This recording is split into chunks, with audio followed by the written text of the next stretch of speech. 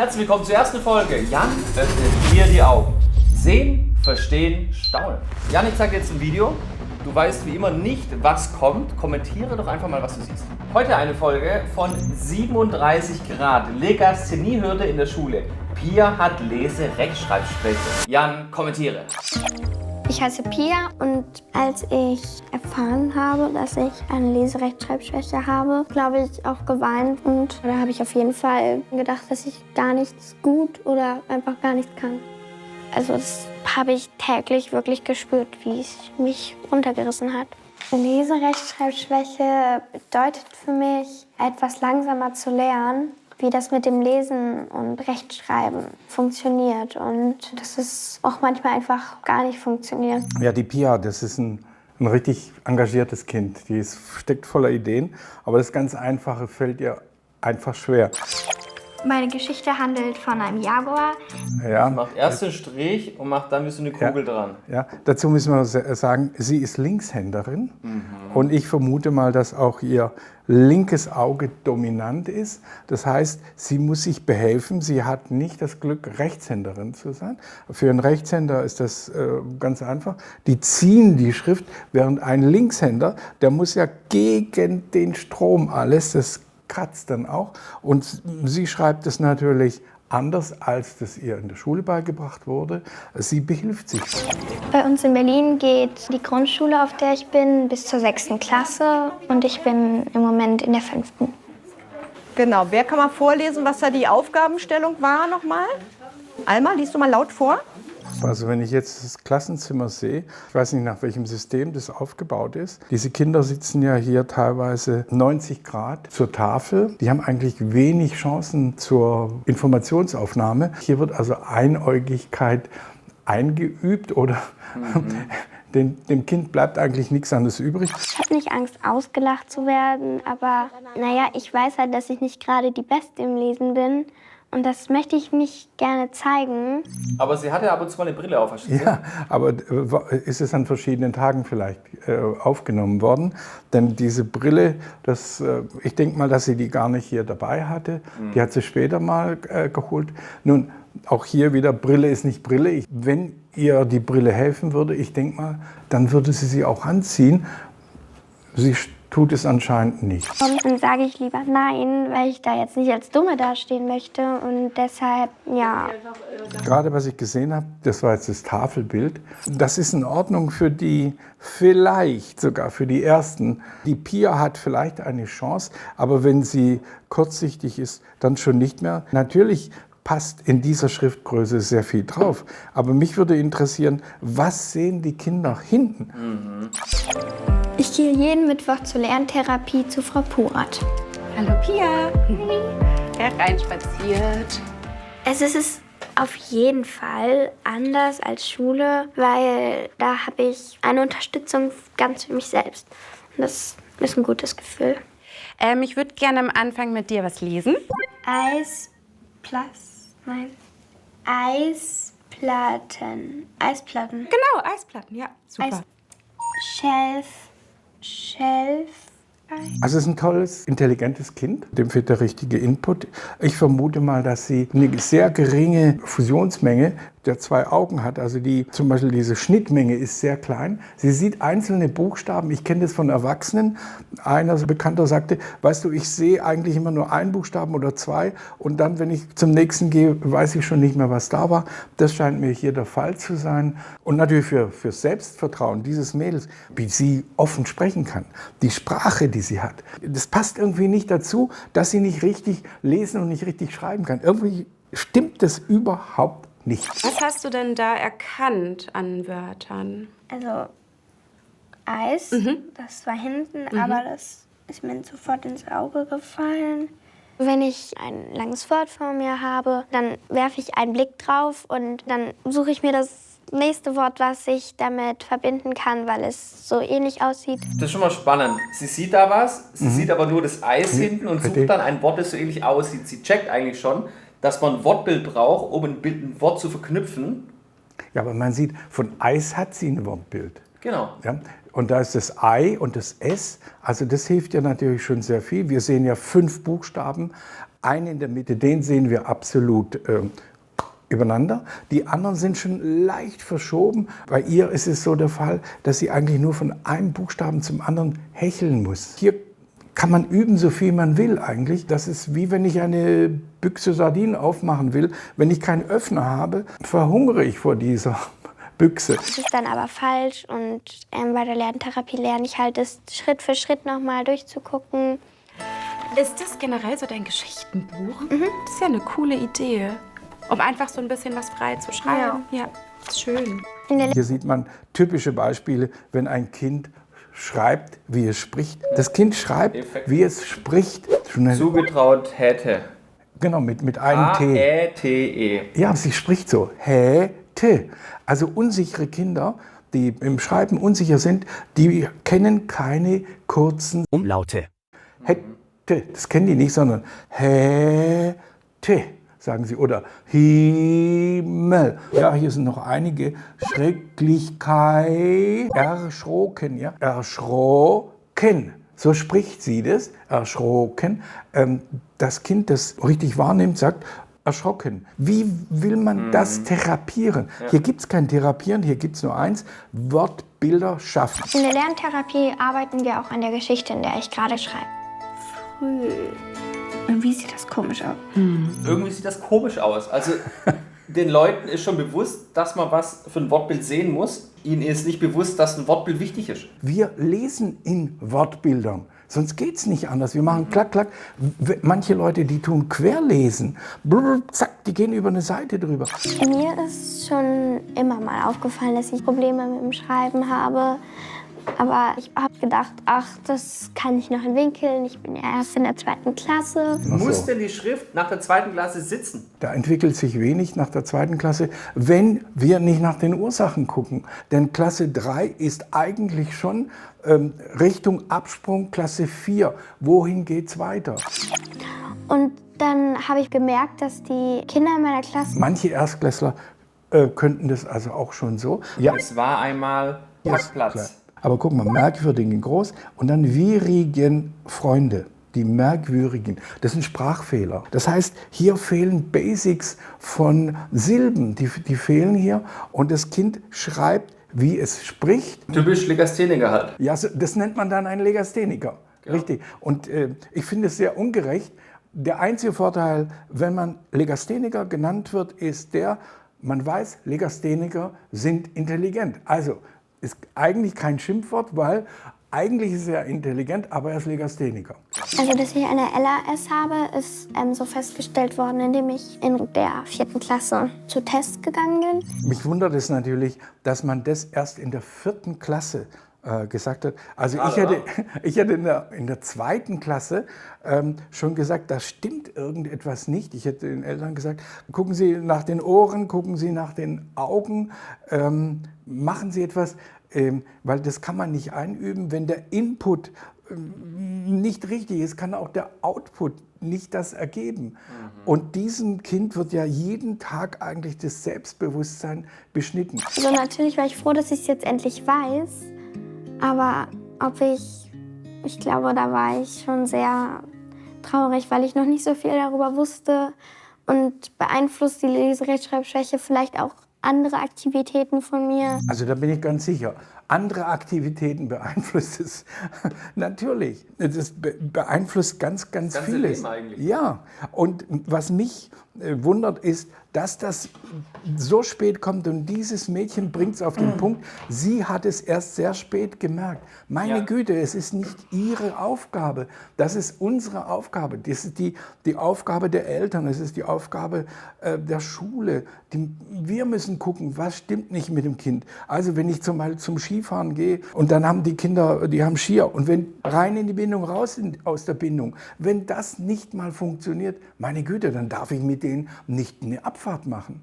Und mit diesem Kind, das hat man weiter geschoben und in Klasse 4 fällt es auf. Ich bin sicher, das ist schon im Kindergarten aufgefallen. Mit Sicherheit. Ja, und da gibt es ganz einfache Tests, haben wir dafür entwickelt. Ja. Und da sieht man sofort, dann können Eltern schon handeln. Genau. Jetzt lernen wir mal die Familie kennen. Wie sieht es denn da zu Hause aus?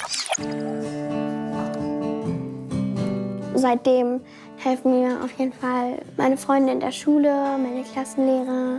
Hier zu Hause unterstützen mich meine Eltern natürlich und das machen sie super. Also ich würde sagen, Pia hat ein tolles Elternhaus, die kochen zusammen, die Mädels fühlen sich wohl, die Eltern sind da, es ist ein Vertrauensverhältnis. Eigentlich ideale Voraussetzungen. Toll, was ich da sehe. Deshalb ist es umso verwunderlicher, weil es sagt ja, es hängt am Elternhaus ab bei uns in Deutschland, warum Kinder zum Beispiel in den Schulen versagen.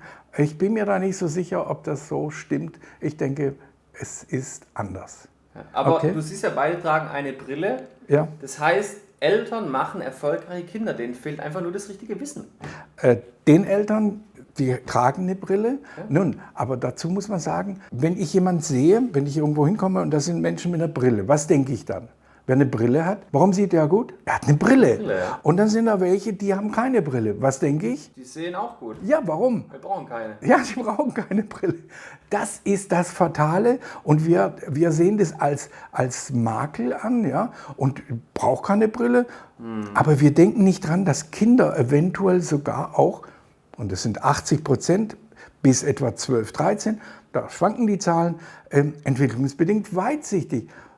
Das heißt, die sehen in der Nähe nicht gut.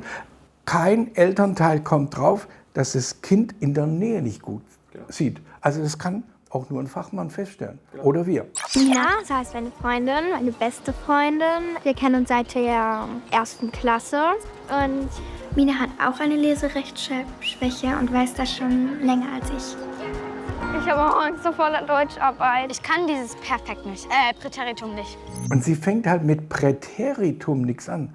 Nennen wir es doch bitte so, wie man das verstehen kann. Erste Vergangenheit. Ich auch nicht. Vor allem die letzte Arbeit, ich glaube, die habe ich nicht so gut abgeschnitten. Also das ist ja interessant, Ihre Freundin hat auch eine Lese-Rechtschreibschwäche. Aber wenn man den Film jetzt zum Anhalten bringt, dann sieht man, dass bei ihr das linke Auge ein bisschen nach außen geht. Siehst du sofort? Ja, Stark.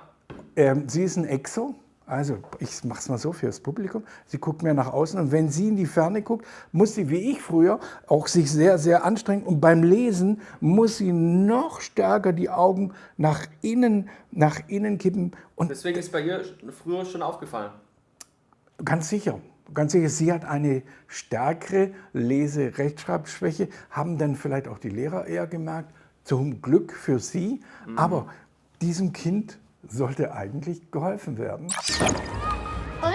Für mich war es am Anfang nicht so leicht, das so offen zu sagen, dass ich eine LAS habe, weil ich glaube, niemand gibt so gerne Schwächen. Also, was mir hier auffällt, die Freundin von der Pia ist nicht trittsicher. Man sieht es hier, sie hüpft von einem Balken zum anderen. Am Anfang ist sie sehr unsicher und nachher sieht man auch, sie rutscht fast mit dem rechten Das Bein ist ab. charakteristisch.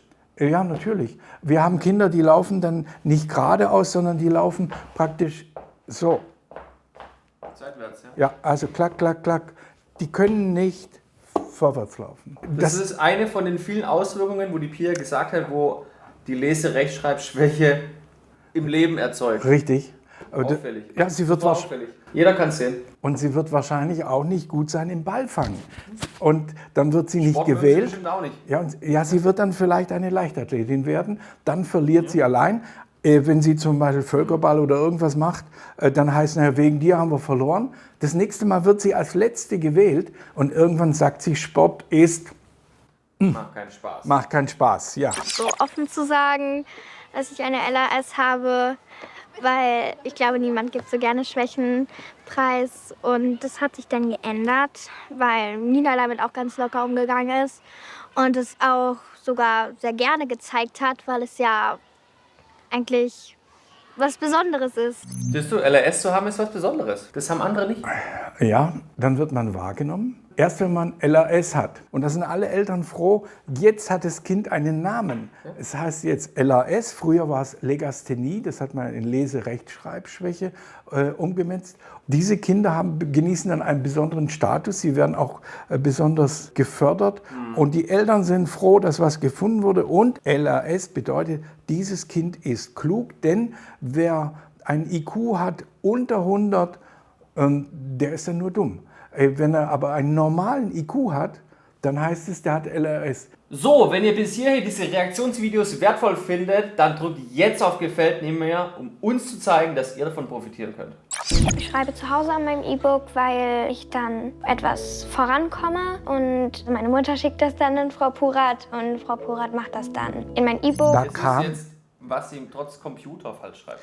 ich folgte den Spuren, folgte mit V. Das heißt, sie ist sich nie bewusst geworden, wie das F benutzt wird und wie das V benutzt wird. Wenn sie jetzt auf den Computer drückt und sie verbessert so lange, bis es richtig ist, man muss das im Gehirn ausradieren und durch richtige Schreibung ersetzen. Das heißt, ich muss das mehrfach das merken. Wie schreibt man folgte? Ich wie sie Panik. Panik mit einem G. Kam Panik. Hier schreibt es mit CK und hier mit Richtig. G. Siehst du, die weiß doch nicht mal, wie man Panik Sie schreibt. weiß Das heißt, es. sie hat kein Wortbild.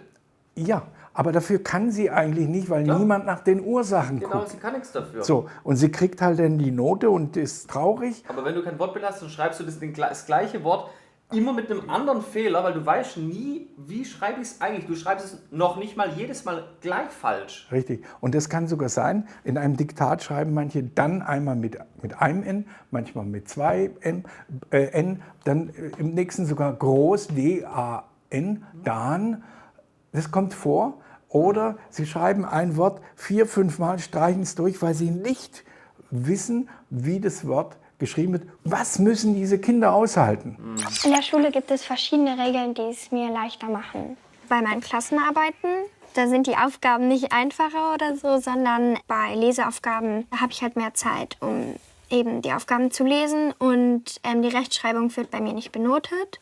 Es wird zwar gekennzeichnet, aber halt so mit einem grünen Stift, damit es nicht so mit Rotfehler rüberkommt. Für mich ist es auf jeden Fall sehr wichtig, dass ich diesen Nachteilsausgleich habe, weil eben es mir dadurch leichter fällt und ich die gleichen Chancen habe, gute Noten zu schreiben wie meine Mitschüler, die keine LAS haben. Sie hat jetzt die gleichen Chancen, gute Noten zu schreiben wie ihre Mitschüler. Ja, das kann ja sein, dass sie die gleich guten Noten bekommt, aber die Fehler bleiben ja bestehen. Genau, deswegen ist die Frage, hat sie die gleichen Chancen wie ihre Mitschüler? Also ich glaube, die Frage brauche ich gar nicht zu beantworten. Sie hat natürlich später nicht die gleichen Chancen wie ihre Mitschüler, auch wenn es so dargestellt wird. Das heißt, das hilft ihr eigentlich gar nicht. Natürlich nicht. Ich finde, das ist schon sehr wichtig und auch gerecht, ja. Ina ist auch bei Frau Purat in der Lerntherapie und heute zeige ich ihr meine Geschichte. Hier. Oh. Müde trottete ich aus der Höhle, um zu jagen. Da hörte ich ein Rascheln und der Geruch eines Kaninchens stieg mir in die Nase. Schön. Bis jetzt ist es schon richtig gut formuliert. Danke. Flüssig zu lesen und zu stottern, das macht mir auch ein bisschen Angst. Also, ich weiß nicht, ob es bei dir auch so ist, aber Auf jeden Fall. Pia hat manchmal so eine bestimmte ruhige, also Art. Ruhe, ja. Und ich glaube, dass Pia das schafft. Also interessant ist ja, die Kinder haben Angst vor dem Stottern. Das hat sehr viel Zusammenhänge mit den Sinnen zu tun. Wenn zum Beispiel mein Hören schlecht ist, vor allen Dingen das Sehen. Wir brauchen bis zu 2/3, man sagt bis zu 75% unserer Gehirnkapazität nur für die Fusion der Augen. Wenn die Augen richtig gesund sehen und auch gut sehen, brauchen wir schon so viel. Bei diesen Kindern, wo die Fusion schon mal nicht stimmt, wo zum Beispiel Astigmatismus im Spiel sind, andere Sehdefizite, die brauchen so viel Kraft zum Sehen, dass für Kreativität, für einfache Dinge nichts mehr übrig bleibt. Und das wirkt sich auch auf das Sprechen, auf die Sprache aus. Viele stottern dann auch. Sie sind natürlich aufgeregt. Und was ich beobachtet habe, eben Kinder, die dann später gut gesehen haben, richtig gesehen haben, ausgeglichen gesehen haben, da ist es auf einmal verschwunden, dieses Stottern. Und das muss Keine medizinische Beratung hier. alles ist ein Abfall von gutem Sehen. Hallo? Ich singe schon seit einem Jahr in der Band und es gefällt mir bisher total gut. Yeah. Every night's a break. Don't think about it, just let it go. Ich habe mal angefangen, Theater zu spielen und da ging es halt auch ums Texte lesen und ab diesem Moment, wo das gesagt wurde, so jetzt liest mal den und den Text vor, war für mich ganz klar, ich höre auf. Stopp. Aber da sieht man schon, also das Leben wird eingeschränkt. Die Pia hätte eine gute Schauspielerin abgegeben in so einer Jugendsendung. Sie ist hübsch, sie ist fest drauf. Sie hat alles. Ja, und, sie hat alles. Und sie hat eine tolle Stimme und sie spricht gut. Ja, wäre eine tolle Schauspielerin geworden. Aber das kann sie jetzt nicht, weil das hat was mit Lesen zu tun. Genau. Also alles, was mit Lesen zu tun hat, ist ausgeklammert. Und eigentlich müsste man das der Pia wünschen. Sie wollte das ja. Sie ist ja in diese Theater AG gegangen. Manche haben Angst davor. Dieses Mädel hat keine Angst, aber scheitert schon am Texte lesen. Und wir blenden euch jetzt auch ein paar Bilder von berühmten Sängern ein, die alle vermutlich irgendein Sehproblem haben. Ja, Elton John, von dem gibt es ganz tolle Fotos. Da guckt er ähnlich wie die Pia. Interessant. Dann Udo Jürgens. Das sieht man vor allen Dingen, wenn man von ihm am Schluss Konzerte sieht. Wer da genau hinguckt, der merkt, da geht ein Auge ein bisschen woanders hin. Mir macht es total Spaß, in der Band zu spielen, weil ich genieße es schon, dass es nicht so sehr was mit der Leserechtschreibschwäche zu tun hat. Aber spätestens, wenn du dann in der Band bist und du wirst eine berühmte Sängerin, spätestens, wenn es darum geht, Texte zu schreiben, dann kriegst du schon so ein bisschen Probleme. Richtig? Das Gefühl, das ich empfinde, wenn ich an das Vorlesen denke, ist so eigentlich so pures Lampenfieber. Ja klar, sie hat immer Lampenfieber, weil sie genau weiß, dass sie das nicht gut kann. Man hört es ja jetzt auch. Und das Verrückte ist, bei ihr passiert etwas, was bei Erstklässlern genau das Gleiche ist. Wenn die lesen Hausaufgabe, ja,